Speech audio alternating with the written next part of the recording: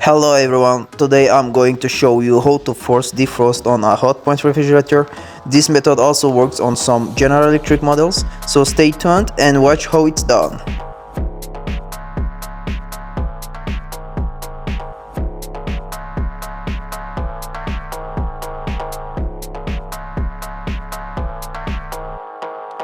When the light blinks 2 times, it means the fridge is in defrost mode.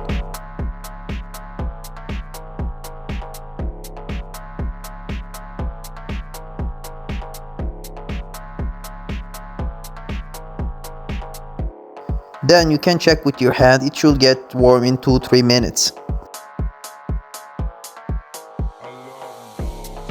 So it was that simple, so you only have to press on the switch 3 times and it's going to blink 2 times and then it's going to frost. That's it.